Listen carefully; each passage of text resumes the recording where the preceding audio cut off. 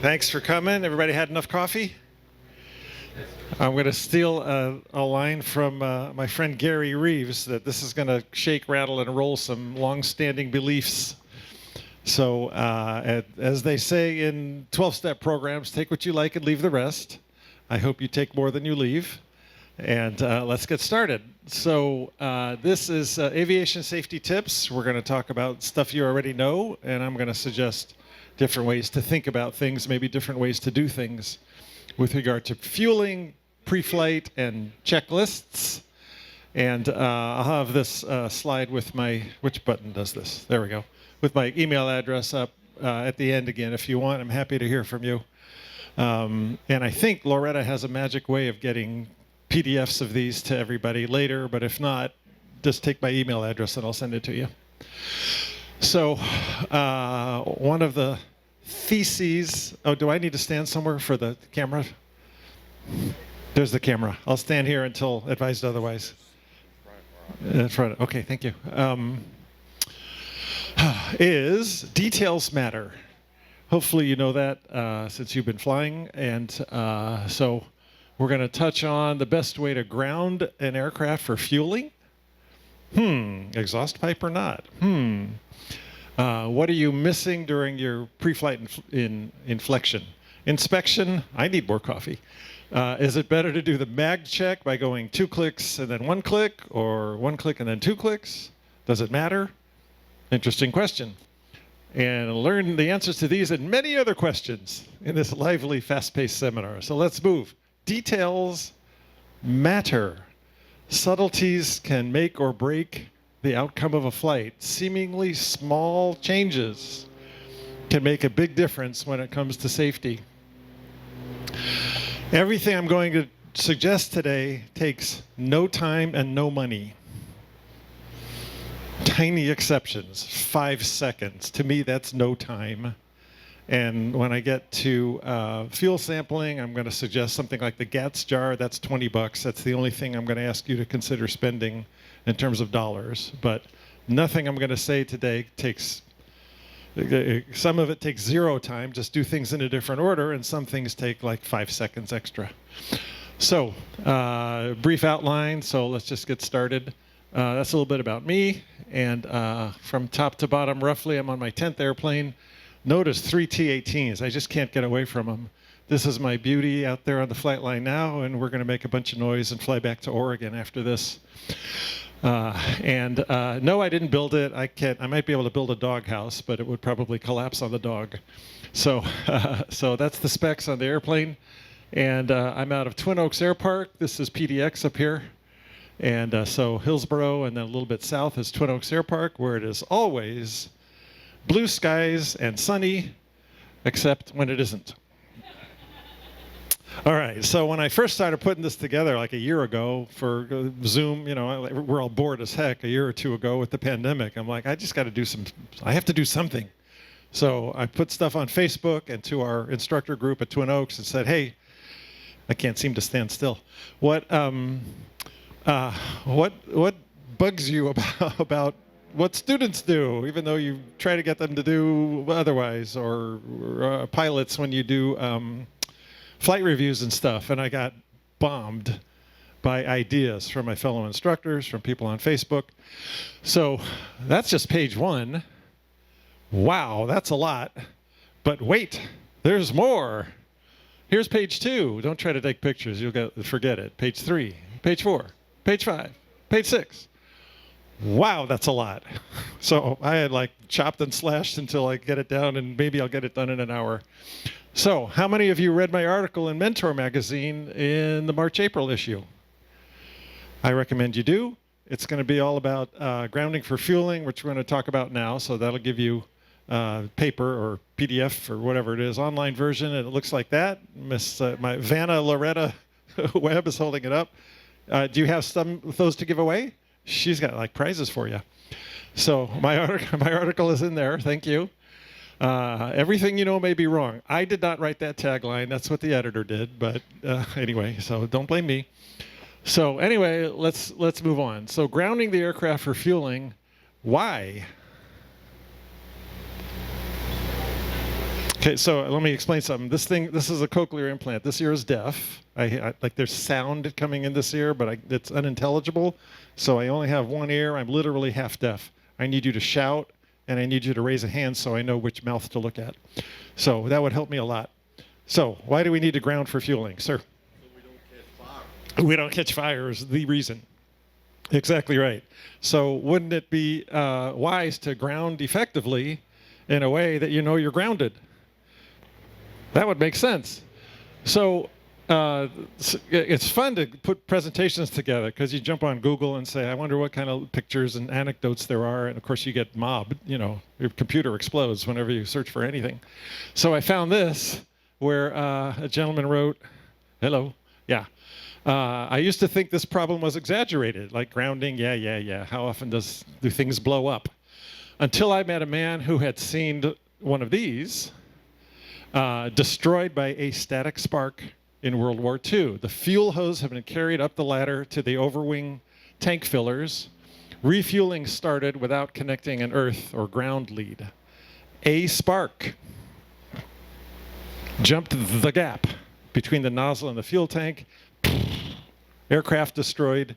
Everybody managed to scramble away, but the aircraft was lost. That's bad, right? Okay. So if you want proof, now let's see. Can you click on video 1 and make something happen? Let's find out. This is the test. Maybe not. Ooh. Okay. And then jump to the midway point, because everybody knows. Oh, you have no way of skipping? These scenes were filmed by Okay, that's fine. Okay. All right, well, the Hindenburg. So you can go ahead and close that. We'll get to video 2 in a sec. Thank you. So you pretty much know what happened to the Hindenburg, right? Crossed the Atlantic, came down, dropped the line. A spark is all it takes to ignite something ignitable, and then the rest of the ignitable stuff ignites along with it. So video 2, don't worry about. It's just an explanation of what I just said. So we'll skip video 2. It's just somebody saying what I just said, and my clicker went away. Thank you. Okay. Well, that's a big Hindenburg, and the other thing was a big warbird. What about a simple Cessna? This is a Cessna 210. Any chance you can launch that video?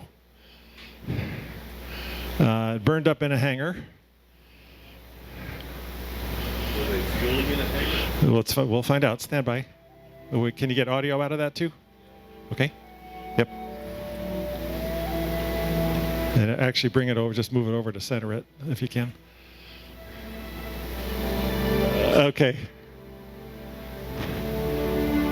All right. Well, anyway, there's sad music in the background. That's okay.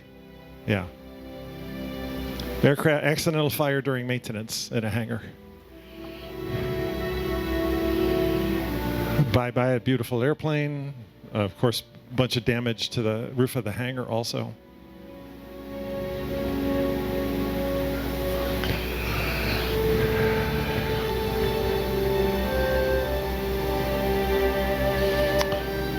Okay, go ahead and put me back on the PowerPoint.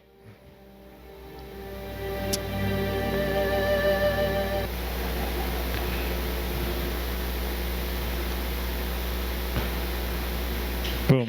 And according to the comments that the aircraft owner had posted, the mechanic was doing some work, and the little fuel dripper, whatever you call it, when you sample fuel, the little fuel valve sample thing. So it was dribbling a little bit. The mechanic wiped the lower part of the wing with a cotton rag because being conscientious, not letting the airplane get dirty, not letting gas dribble into the cockpit. A static spark is all that it took to ignite the gas and boom, airplane on fire. That's bad, right? Okay, good. So, gosh, any chance you could launch that? And with audio. And this, of course, is metal. We know that anyway. So let's stand up.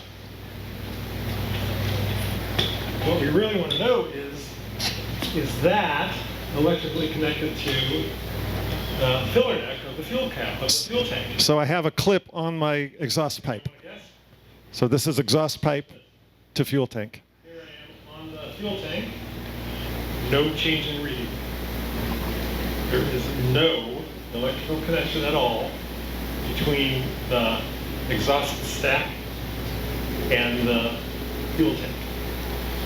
No electrical connection to the airframe. Let's come down here if we could. This is Eric, my videographer for the day. Thank you, Eric. We're going to touch the tie-down ring, which is connected to the airframe. Tie-down ring screws into the spar. No connection. In other words, the exhaust stack is useless when it comes to grounding or fueling. Isn't that interesting? All right. Stand by. All right. Thank you, Andrew. There we go. So, believe it or not, there are other reasons to refrain from using the exhaust stack. And one of the things I want to point out, what happens when you, when it's full service, right? They bring a truck up or the line person comes out and they grab the ground wire. Where do they like always clip? So you need to be there and supervise this. It's like, you stay away from that exhaust pipe, please. Let me tell you where to clip it. So don't let them do it. So let's find out some other reasons. One is it doesn't work. Another is those things. A lot of those things have sharp teeth and they kind of, strong springs. So they're going to leave little bitty dents and maybe even scratches because it's hard to put it on and take it off without leaving a little line. Those dents and scratches are called stress risers. That's where stress gets concentrated because that thing vibrates when we fly. So you're increasing the chances of having an exhaust pipe crack start to form. And also it's unsightly, and people with chrome or otherwise pretty exhaust pipes don't want scratches on their exhaust pipes. That may be you. So one more reason. Any chance you could crank that? Thank you, Andrew. So I touch the exhaust and touch the exhaust right next to each other. If I have conductivity, it would come off of the one, which is infinity, because it's all the way on the left.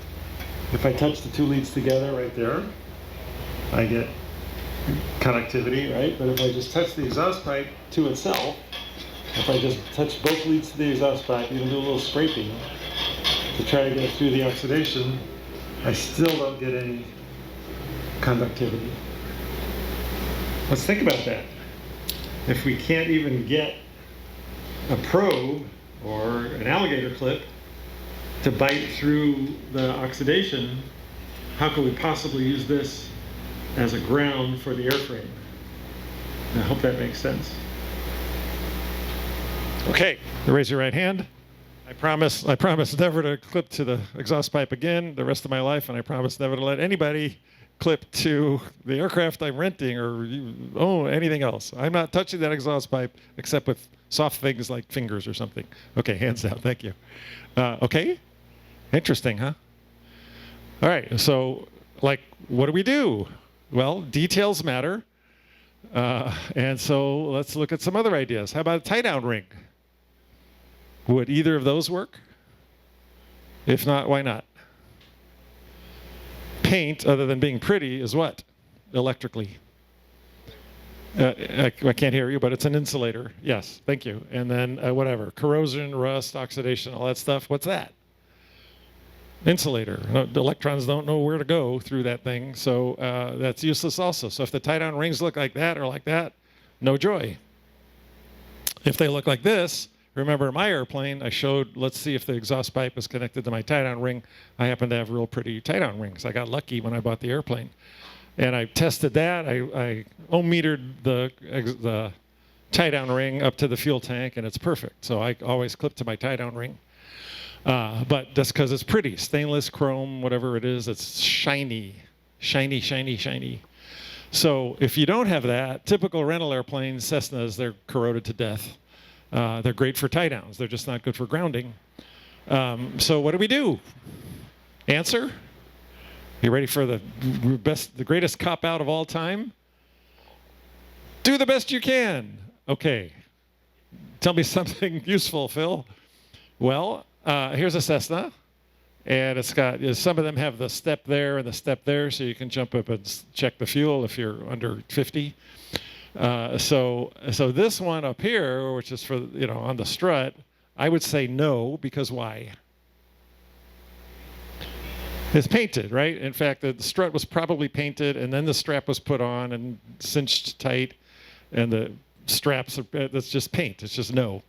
This one, maybe, on any of these airplanes, they're old and they've been stepped on a million times, so some of that black stuff has worn out, and you can see shiny. You can see aluminum.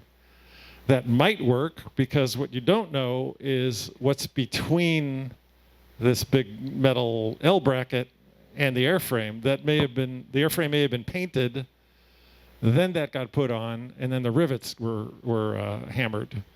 So you don't know. On any given airplane, you'd have to get out there with an O-meter, which you can get for $5 at Harbor Freight Tools, and have someone help you. You touch this, I'll go up there and touch the fuel filler neck, and let's find out. So that's a maybe. Even if it does work, it's hard to get the clip to hold onto it, because you may have like a little 1/4 inch of shiny, and you put the clip on it and it just wants to drop. So it's not great. Here's what I recommend. Find something shiny. Usually on the cowling, you can find unpainted, uncorroded, unrusted, just nice shiny either screw heads or Zeus fastener heads, the corner turn. There's something shiny that's connected to the airframe. Those are probably good. The problem is you can't clip the clip to it because it's flat. So here's what Phil recommends. What should we do? So what I teach my folks is to walk up to the airplane, find something shiny, take the ground clip, and touch it. Touch that screw head, touch that one, touch that one, touch the shiny part of the step. Just touch a few things and hope that one of them is ground.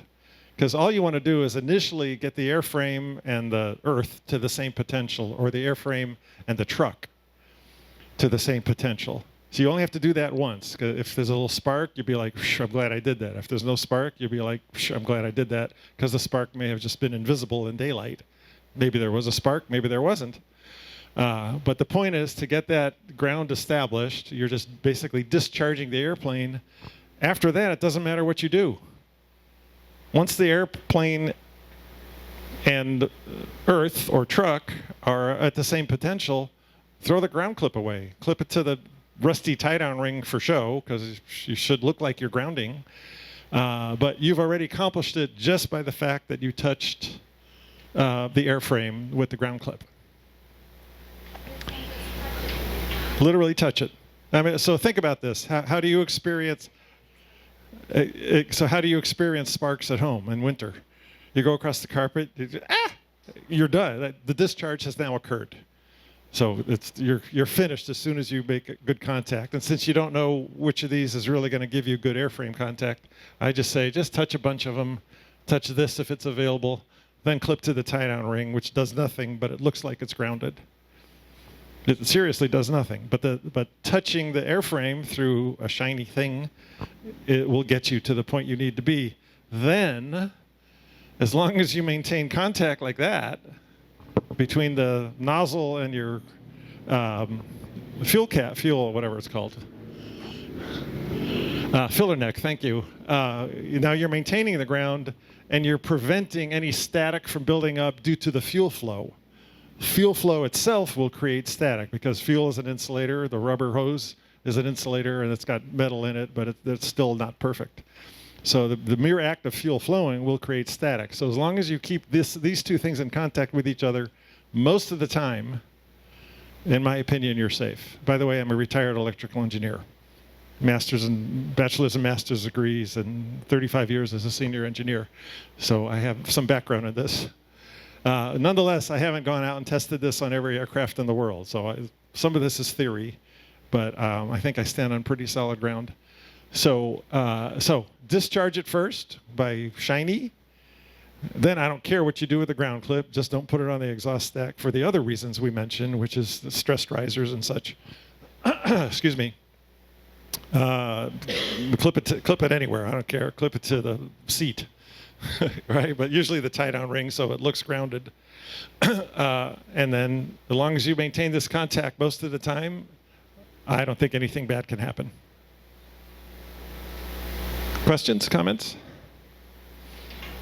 Hi. Thank you. What about static wicks or a composite aircraft? So anything with static wicks, I wouldn't trust because it's usually on the trailing edge of a control surface. And the control surface is mounted through hinges to the airframe, and those hinges have grease in them, and there's partially painted, and there may be oxidation. So I wouldn't. You would be grounding the control surface, but that's not necessarily connected to the airframe. It should be. There should be a ground wire, but who knows the integrity of it. So I'm not crazy about it. Composite airplanes, I would run around to the vendors and say, hey, where should I ground in your composite? Because it's not the exhaust pipe. If they say the exhaust pipe, you show them that magazine. So I don't know. It's a good question. I might even reach under, if there's gap where the cowl flaps are, where the cowl opens, reach under and just touch the firewall, right? And then come back out and grab the tie-down rings. So it's a good question. Hi. Yeah, I was just going to add, most composite airplanes, they install a bonding strap at the wing root. Oh. The A40s, they actually have a strap that says ground. Oh, dude. Diamond did it right. That's great. That's good news. Thank you. Okay. Oh, there we go. Hi. So if you have an experimental home built, would it make sense to attach a small piece of wire or a bracket that you know is a guaranteed good ground? I would do that. Yeah, find a place to do that. Make sure it can withstand multiple grabbings of this clip, and if it's hanging out in the air, you'll lose half a knot, but you know how to do it. That's a very good question. Thank you. If mine didn't have that, first of all, I just replaced the tie-down rings. But even if that didn't work, then I would do exactly what you said. Is just find a way to create one, and then use that. Okay, thank you for that listening. Let's move on. Excuse me. So some of you who may have heard the term normalization of deviance. What? Where are we at? Did I hear a voice? Okay. I'm hearing voices. Normalization of deviance. Have you heard that term? It's more popular nowadays. I think invented by Diane Vaughan, who researched the Challenger debacle and found that, whoops, clicker, Andrew. There we go, thank you. Almost there, okay. So it kind of relates to Murphy's Law. Normally we say everything that can go wrong will, but you can restate it and say everything that can go wrong will, unless it's your hypothesis that that's actually wrong, in which case there's something wrong with your data. Or, yeah, we know it's not particularly safe, but it's worked before. And every time you have grounded an airplane through the exhaust pipe, it's worked. Okay, you've been lucky. That doesn't mean it's always going to work. And in fact, Langevish's law, according to Google, I don't know if it's our Langevisha or not, but this so-called law says everything that can go wrong usually goes right. And then we draw the wrong conclusion, which is what? That it will always go right. So I hope that helps. Yeah, but is it really that important? This whole block in Cornelius, Oregon, maybe 6 or 7 miles from my home airport, went up in flames. So bad that they created a TFR, 4,000 feet high, 2 nautical miles in diameter. How do I know about that so well? Because I busted the stupid thing. That's my ground track. I went through it at 4,000 feet. I knew it was there, but I forgot, and I didn't have the TFR later on my foreflight. So on the way back, I listened to tower just because I was nearby, and they said something about the TFR, and I'm like, oh, crud. I'm going to get a phone call in 30 days. Yep. So I went home, filed a NASA ASRS report. So anyway, that's how bad the fire was, because they wanted to protect firefighting, news choppers, law enforcement, and probably wanted people not to be breathing that as they fly through the smoke, because who knows how toxic it might be. So how did that occur? Likely caused by static. The fire started as an employee was transferring fuels between metal drums, perhaps didn't follow proper strapping or grounding procedures, created a spark, which blew up an entire city block. Details matter. Okay, that's it for grounding. You convinced? Okay, thank you. All right, crankcase breather. So some of you know what this is. Sometimes we run through, I didn't know when in my primary training, I don't think I knew till after I got my CFI that I never even heard the word. So hopefully you know that it's a hose that comes out sort of near the top of the crankcase and just runs out somewhere to let pressure out of the crankcase. You never want the crankcase of the engine pressurized. You want the pressure in the cylinders, not in the crankcase. What happens if the crankcase becomes pressurized? Anybody know? Sorry? It'll blow seals. Blows the seals, yeah. So it'll blow typically the propeller seal. Oil will leak out, and bye-bye. So so some of you know the name Martha Luntgen, interesting lady and a wonderful author, and does interesting things. So anyway, she wrote this article, part of which says, post-accident inspection revealed they had incorrectly capped off the oil breather or vent tube, resulting in a buildup of crankcase pressure and eventually rupturing the crankshaft oil seal. All the oil was pumped from the crank into the cowling, out the belly of the airplane. I know about engines losing oil. Those of you who have seen my power loss at 300 feet presentation, it's not a good thing. The problem is it's hard to pre-flight because it's a hose that comes out the bottom of the airplane somewhere. It goes all the way up and into the engine, and I don't know. So I just want you to know it's there. Ignition switch and key leads to fatal unintended engine start. So after completing a flight with his wife, the pilot secured the airplane, put the keys in his pocket, thought he had turned it off because he just went click, turned it off, pulled it out, and from his vantage point to the magneto switch, it looked like it was off, and the key came out. So how can it not be off? So based on physical evidence observed after the accident, he likely moved the ignition switch toward the off position, and removed the key. The pilot's wife, by the way, the pilot was loading stuff into the airplane, behind the door. Then that happened and killed her husband. She's like 8 feet away. The pilot's wife indicated that after they performed local errands, the pilot was performing his pre-flight with the ignition key in his pocket. Hallelujah. At least he didn't put the key in the ignition and leave it there like some guy just said not to do. Although there's no security video to show it, the pilot's wife, who was by the right cabin door, did not see her husband move the propeller, but she heard the propeller move and the engine starting or trying to start. So he was out there pre-flighting, probably moved the prop just enough to kick the impulse coupling, and now he's dead. The pilot slightly moved the propeller, and the engine briefly started. The propeller then rotated and fatally injured the pilot. The engine stopped operating, of course, because mixture was out, so it just used up the fumes, and that's it. So how did this happen? Post-accident investigation of a 42-year-old ignition switch. It appeared to be in the off position when observed from the pilot's seat. But the actual position, if you bend down and look right at it, was that it was between off and, what's the first one? Right. It's like goes off, right, left, both. It was between off and right, and the key came out. So it fooled the poor guy. So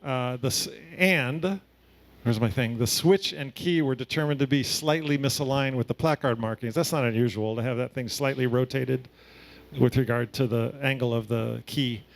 So on and off airplane operational testing of the switch in the as found position revealed that the right magneto was hot, even though the key was beyond that point and it was between off and right. So here are the two shots. The one, can you tell the difference? Right, the tiny, what, a 5 or 10 degree difference in rotation.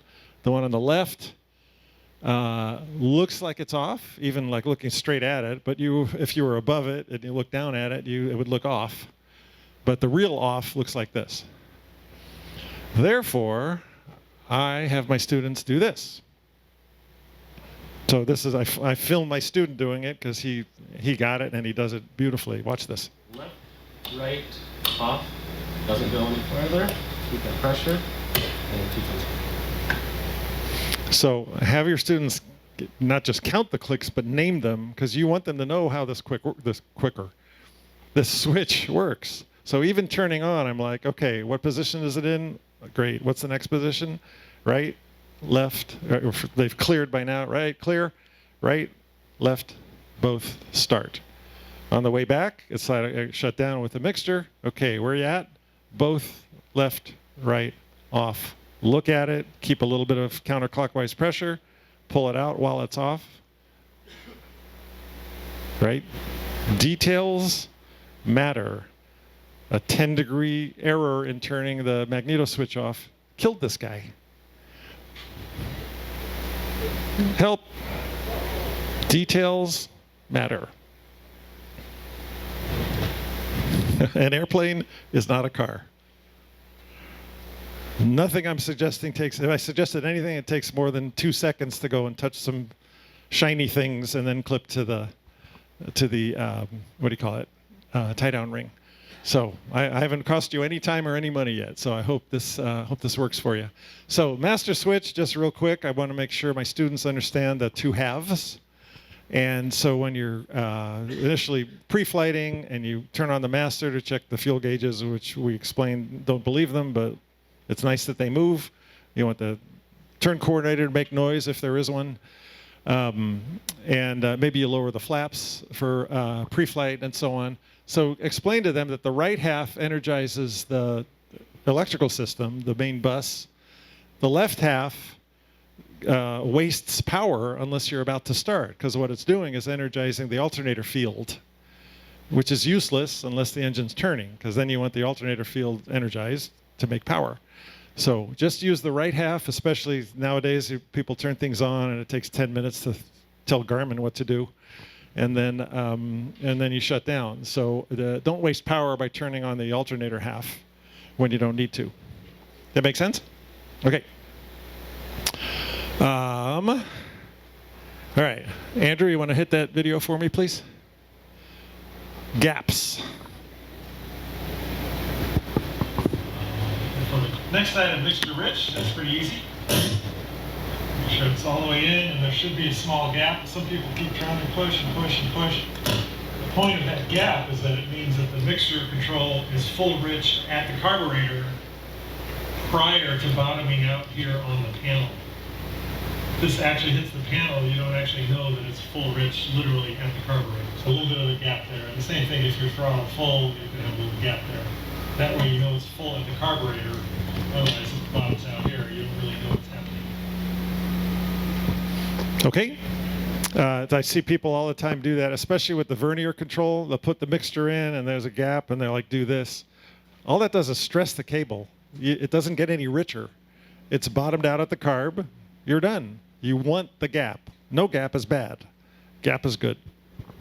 Okay, same for throttle, same for carb heat. Okay. All right, exercise all controls. So, the controls check is this. You know how to do that. What about these controls? So mixture rich, great. You're exercising it from full lean to full rich, and it stops, and there's a gap. I would also pull it back out and make sure it doesn't keep going, because you want to make sure that mixture control is connected. What happens if it's not? What happens if the mixture cable fails and the old arm on the carburetor just has its own brain? The engine can stop. The things that vibrate wherever it feels like, sometimes it goes to full rich and you can't mixture back. You can't stop the engine. So you want to know that beforehand. So I have my students go full forward. There's a gap. That's great. Pull it out. It stops. So it's connected. Great. Now go full forward again. There's a gap. That's great. That takes an extra 3 seconds. In, out, in. Throttle, it usually says open 1/8 of an inch or something like that. First of all, make them say the word inch, because our behavior often follows our mouth. And so when people get used to saying throttle 1/8 in, they go 1/8. That's not what it says. It says 1/8, and there's the little quote marks that means inch. And I want them to say that so they don't get confused in the future, 1/8 inch or 1/4 inch, depends on the airplane. But now you don't know if that throttle travel works because it's all the way out and you've only moved it 1/8 of an inch. You don't know anything. So move it all the way in, feel for friction. Okay, that's good. It stops. There's a gap. Gaps are good. Come all the way back out. Great. It stops. It's connected. That's good. Now go 1/8 of an inch. Takes 2 seconds. Carburetor heat. The next item is usually carb heat off. They look at the knob. It's off. You don't know if it's connected. When you go to use it on downwind or whatever, descent, it might go like this. Mine did in my airplane. It wasn't tightened enough, and it came right out. Oh shoot. Okay, so please check that on the ground. So it says carb heat cold. Go. It stops. Good. It stops. There's a gap. Gaps are good. Let's go. Okay. Don't overprime. So at Twin Oaks, where I am, we've had a bunch of intake fires over years. I'm not saying like 8 in a month. So every once in a while there's a fire because people like to prime. So it's like crank, prime the heck out of it, and then start. And then under certain conditions, you can ignite the fumes that are in the intake system, and it'll cause a fire where you don't want it. So prime less rather than more. I mean, you get to know your airplane, and you probably get to know the ones you're training in. So like you know what works, but don't let your students get in the habit of just going squirt, squirt, squirt forever. Usually where I am, we'll do 1 prime, even on a 30-degree day. Didn't quite start. This time let's do 2. Okay, now it's started. Hey, Steve. So don't overprime. The other thought on that is prime as close to starting as you can, because priming on I'm talking carbureted engine. Priming does what? Shoves raw fuel into what? Into a cylinder. It's okay. What do you really want on the surfaces of the cylinder? Oil. What dissolves oil? Gas. So when you squirt gas in there, it's going to start dissolving oil. And so therefore, when you squirt that, you want to then go, you want to have clear very quickly, and then start it before you lose too much of that oil film. And then speaking of clearing, so I learned this from one of my students, who of course got it from a previous instructor, and I think it's brilliant. So how many times have you been at the airport, you're working with your student at your airplane, and you hear a shout clear, and it's like nearby, but you didn't quite catch the direction. If you wait a few seconds and then shout again, now the person listening can like zoom in. Okay, it's that one there. I don't have to get out of the way. They're not about to blast me with prop blast and things like that. So it takes 5 seconds. Just shout clear, look around, everything's fine, clear, and then start. I think it'll help the people around you. What's wrong with this picture? All right, Karen, are you here? Okay, so aside from, the details matter, aside from missing something on a pre-flight, what else this shouldn't have happened, not only because they should have found it, but why else? Yeah, you're rolling along, you should be going, no pressure check, blah, blah, blah, airspeed alive, airspeed, no airspeed, right? Okay, so a couple of things went wrong there. All right. So, oh my God. You know the story, right? About, what's his name, Snod? I forget his nickname. Snort. And this just happened, a month ago? Very, very sad. Legendary pilot. I'm sorry? Happened a year ago. Why did I just hear about it? Okay. Oh, thank you. Okay, I'm sorry. So the NTSB report is a few weeks old. Thank you. Okay, happened a year ago. So in his CI Marchetti, who knows, maybe he was in a rush, but he failed to remove the control lock.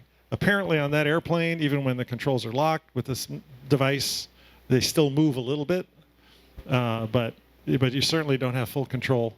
So the report says the plane was likely caused by pilot error. They always say that.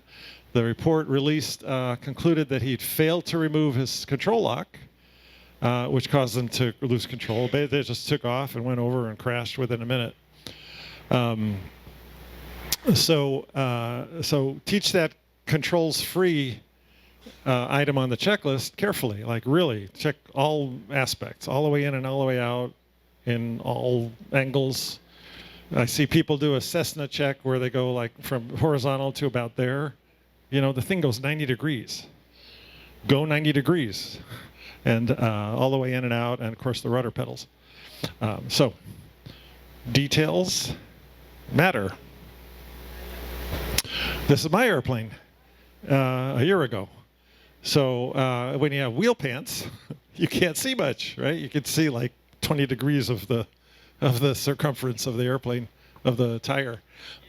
So I don't know if you can see it from where you are, but this looks pretty good. This one's got, this tread here is just about gone, thanks to my landings.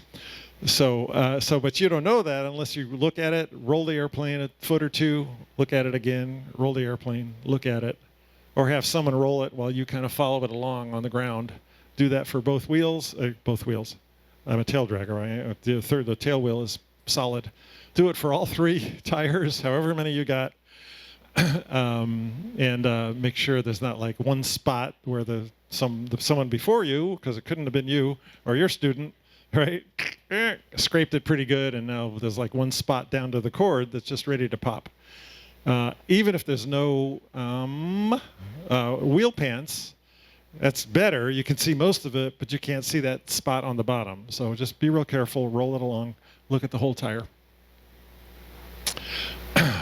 Fuel samples. So we talked about grounding. Now let's talk about sampling.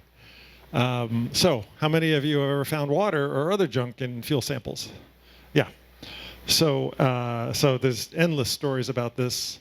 And if you listen to any of Paul Bertorelli's videos, Paul with AvWeb, I don't know. There's someone who's good at video editing should look at all his videos and just excerpt how many times he says, "Sump the tanks, always." Probably 50 times in the videos that I've watched. What some people do is sump it like, half an inch, and it's like there's nothing there. The water could be hidden a little bit further upstream. Or if the airplane is slanted, that can make the water go somewhere other than the drain. Fuel's expensive, but 4 ounces of fuel is cheap. So take a lot of it. You might be surprised what shows up a few seconds after you start sampling. That also goes for the gascolator. In some airplanes, this is very difficult to do. Typically, Cessnas, you got to be in the oil door like this and find that thing that's going to squirt down there and contort yourself. It's awkward, but it's worth it. Why? First of all, GAT's jar for doing all this stuff, because then no fuel is wasted. You can put it back in once you determine it's clean, and it'll trap the water. But back to the gascolator, and no matter how awkward it is, pilots experience engine failure from fuel contamination, and from a 2017 NASA ASRS report, events occurred when the student pilot and instructor experienced engine failure on rotation. So during a long cross-country flight, failure occurred at the moment of rotation. Our takeoff was aborted and the aircraft taxied using the remaining energy. After examination, a large amount of water was removed from the gascolator. That's interesting. Both fuel tanks produced no water, but the gascolator did. That's actually unusual. So what happened was, during the previous 4 weeks, the airplane had been stored on a ramp that was sort of slanted forward. And as you know, on most tanks, that little valve is at the rear corner of the tank, rear and inboard. So if it's slanted forward and it rains and the seal isn't perfect, where's the water going to go? Not where you can find it. So you sample over here, you think everything's fine. You let the other thing pee on the floor and you think everything's fine because you did what the checklist said to do. Someone was conducting a flight lesson while sumping the gascolator. The sample didn't have the color of low lead, and the smell was slightly less than usual. It was only after very careful inspection, well, lasted more than 20 seconds, and sumping an additional sample from a known good fuel tank that it was determined that it was only water. This is one of the problems. If it's really, really wet, and you take a sample and it's all one color, and you hold it up to that beautiful blue sky and you think it's blue and it's water. So what's the easiest way to tell whether it's water or not? Smell? What you got? Light a match? Always something white somewhere. Right. Correct. Right. Correct. Find something white. I know. Well, this happened. Look, it happened. So exactly, that's correct. Hold it up against something white, and be careful. I always have them do a whiff of it, get a little odor, get used to the odor, and then if it's not that, it's bad. So secondary report, while it was initially determined they failed to notice the water, the problem is that the samples were taken while the aircraft was parked nose down. So then they started it and rolled it to level ground, so all the water that was in the front of the fuel tanks made it to the fuel system. It went down, got collected in the gascolator, and then of course go into the carburetor, and the engine died. So what he says now, instead of just letting that gascolator dribble on the tarmac like the most checklists say to do, first flight of the day, let it run for 10 seconds. He does what I always teach. I don't care which flight of the day it is, and I'm not interested in dumping fuel on the tarmac. I want to see it. So contort any way you have to, but get a sample of that gascolator fuel. Like that. One arm up there, one arm down there. Get someone to help you if you need to. Moonies are a pain to do because sometimes you have to pull the valve from inside and it pees outside. So you really need two people to do it. Yes, sir. I'd like to point out that it's illegal to dump gasoline on grass. Yeah, it's illegal now to go. That's another good reason. It's illegal to let the fuel dribble on the tarmac or grass, I think anywhere. So details matter. I'm going to fly through this stuff now because I only have a few seconds left, and I want to get to the magneto switch.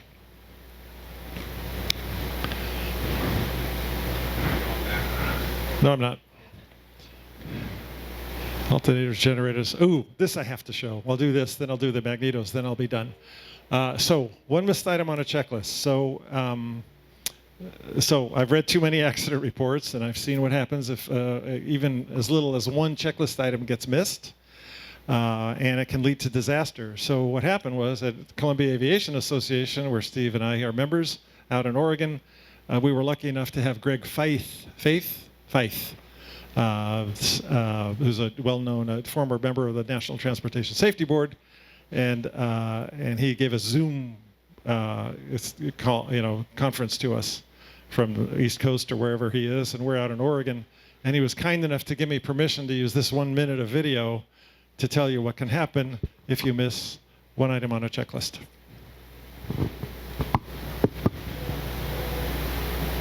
One missed item on a checklist. This is a Convair 580 with a hole in the windshield on the left side. This is what it looks like from the inside. And you can see the outline. It was a 2-pound duct that came through that 1.5-inch piece of glass. One missed item on a checklist. Flight attendant had come up before they took off, interrupted the crew from finishing a checklist. When they resumed their checklist after the flight attendant left the cockpit, they missed one item on the checklist, windshield heat. So now they're on the approach, and they ran into a duct at night, and because the window was cold soaked, came through the window and almost took the captain's head right off his shoulder. He literally ripped the whole left side of his face off. Fortunately, the first officer had enough presence of mind to get on the controls and successfully land the airplane. It's all about distraction. As a single pilot, you got multiple things going on. You got your passengers talking to you, you got ATC trying to give you a clearance, you may have a line guy who's going to give you a fuel slip or who wants you to get moving or whatever the hell it may be. All of these things, you've got to slow the process down as a single pilot so that you don't get overwhelmed and miss that one thing on a checklist. Fuck. Interesting, huh? Okay, so if your student gets distracted or gets too confused doing one item, what should we ask them to do? back to the top of that checklist, right? Recheck everything and keep everything going. Okay, Andrew, there we go. Details matter, thank you. Okay, mag switch.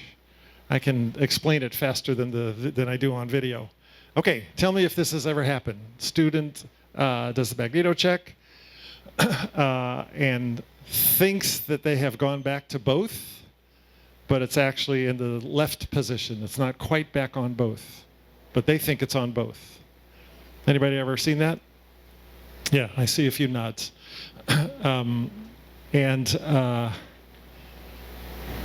That's bad, right? Why is that bad? There'd be two reasons.